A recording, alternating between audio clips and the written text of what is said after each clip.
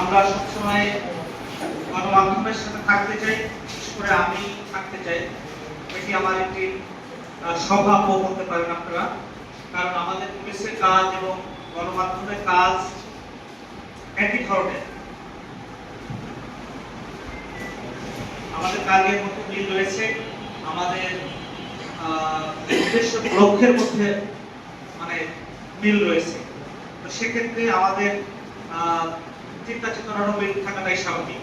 তো আমি মনে করি সেই চিন্তা চেতনার জায়গা থেকে, সেই কাজের জায়গা থেকে আমাদের ঐক্যবদ্ধভাবে একসাথে আমরা কাজ করে যাব একটি সুন্দর মাগুরার জন্য।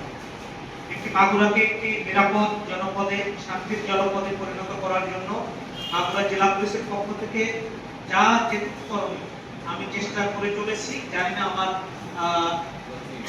সফলতা কতখানি, তবে আমি আমার জায়গা থেকে কাজ করে চলেছি এবং আপনাদের পরামর্শ, আপনাদের বিভিন্ন সহযোগিতা পেলে আমি মনে করি এই পরিমাণ এবং ব্যাপ্তি আরো বাড়বে ইনশাআল্লাহ।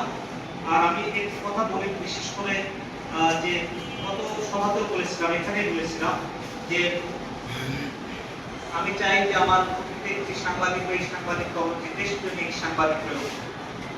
কারণ আমরা বেশিরভাগই আত্মপ্রেমী, আমরা সবাই আত্মপ্রেমী, আমরা সবাই নিজেকে খুব গণ্ডিবদ্ধ করে ফেলেছি, নিজের পরিবার থেকে আরো বিচ্ছিন্ন করে ফেলেছি। একসময় সবাই পরিবারকে ভালোবাসত, পরিবারের জন্য সবকিছু করতো, আর এখন পরিবার থেকে আমরা বিচ্ছিন্ন হয়ে গেছি, এখন শুধু নিজের জন্য করি। তো সবকিছুর একটা সমাপ্তি আছে।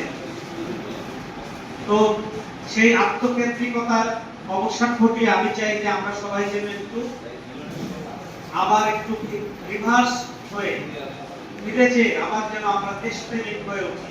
অর্থাৎ এখন আত্মকেন্দ্রিকতার জায়গা থেকে পরিবারকে ভালোবাসি, তারপরে পরিবার থেকে আমার এই যে মাগুরাকে ভালোবাসি, তারপরে আমরা দেশকে ভালোবাসি। আর দেশকে ভালোবাসা বলতে যেটা আমরা বলেছিলাম যে সক্রেটিসের সংজ্ঞা আছে কি, যে দেশপ্রেম হলো অথবা আবেগ নয়, অথবা কথার উপযোগী নয়।